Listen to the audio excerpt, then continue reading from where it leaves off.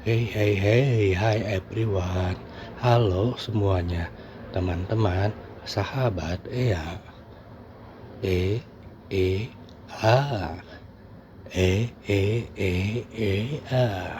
Ea, Ea. Jumpa lagi yuk bersama kami di channel Ea Edwala. Apa kabar semuanya? Terima kasih ya sudah mengklik video ini. Sehat selalu ya, bahagia selalu, dan selalu dalam lindungan Tuhan. Amin. Bagi yang sedang sakit, semoga segera disembuhkan. Dan yang lagi bersedih, semoga kelak dibahagiakan hatinya. Amin. Amin ya robbal alamin. Pada kesempatan ini, izinkan Ea akan bercerita tentang horor hantu malam Jumat Kliwon. Kita sebut namanya Asep. Asep melihat jam menunjukkan pukul 1 pagi. Itu adalah hari ketiga dan Asep tidur larut gara-gara laporan PKL yang belum selesai.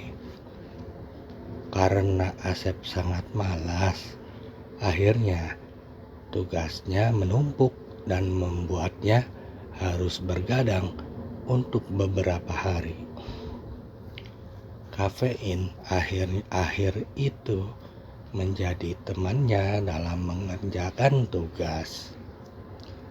Selain itu, sebuah radio dan TV juga membantunya dari rasa bosan mengerjakan laporannya.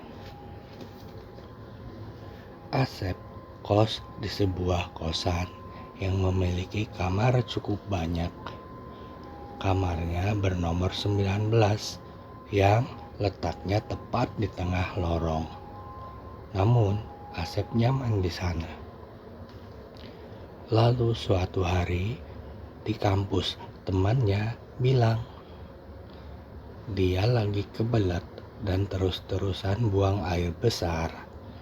Sepertinya temannya Asep ini kurang enak badan. Untuk itu dia meminjam kamar kosnya untuk beristirahat. Karena Asep masih ada urusan di kampus, Asep pun memberikan kunci kamar kosnya itu kepada temannya. Temannya yang bernama Aji itu pun langsung pergi ke kosannya. Sementara Asep masih menunggu Pak Ridwan dosennya. Tetapi beliau tidak datang. Ya, apa boleh buat.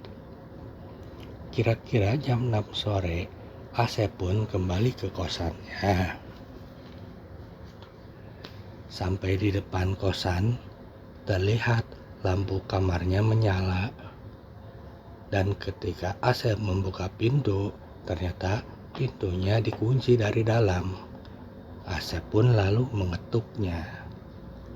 "Ji, bangun. Saya sudah datang. Bukain pintunya, Ji," ucapnya. Aji sepertinya tertidur pulas. Tapi sepertinya Asep mendengar suara Aji dari dalam.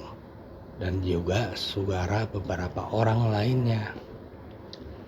Asep pun terdiam sejenak dan menunggu.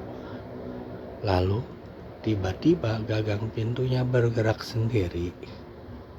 Gagang pintu itu digerakkan dari dalam, sambil terdengar suara tertawa kecil dari dalam kamar. Gagang itu pun akhirnya berhenti bergerak. Asep memanggil Aji kembali, namun mendadak kamarnya menjadi hening. Lalu tidak lama kemudian dari arah tangga yang sebelah muncullah seseorang yang berjalan mendekatinya. Asep begitu kaget ketika yang Asep lihat itu adalah Aji. Asep bertanya, dia dari mana? Aji pun menjawab kalau dia dari apotik habis membeli obat. Dia berkata sambil menyodorkan kunci kamar dan langsung pamit kepadanya. Lalu Asep hanya bisa diam.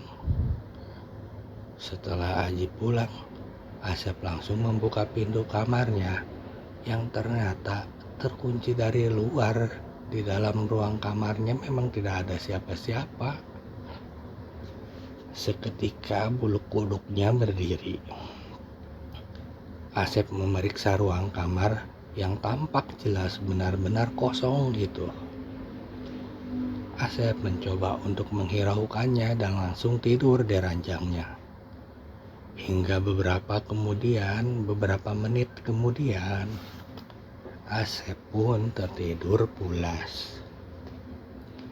Ketika Asep terbangun, terlihat jam menunjukkan pukul 11 malam.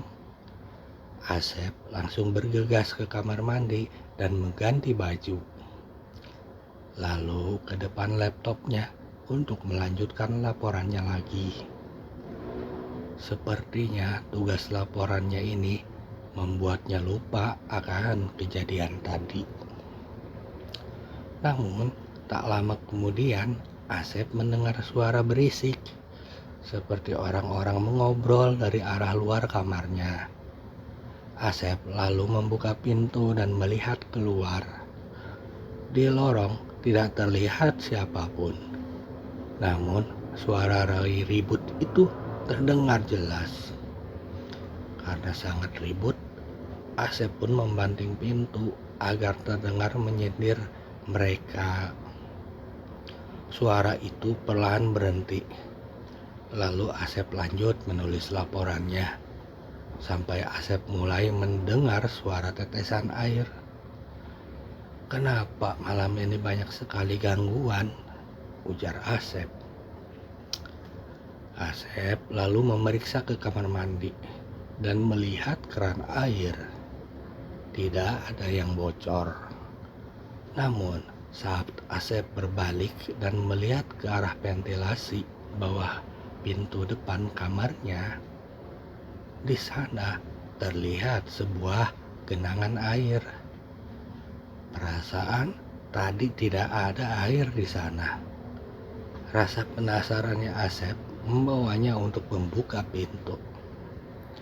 Saat Asep membuka pintunya, astaga naga, Asep langsung terperanjat karena di depan pintunya terdapat banyak sekali kepala-kepala yang berterbangan tanpa badan.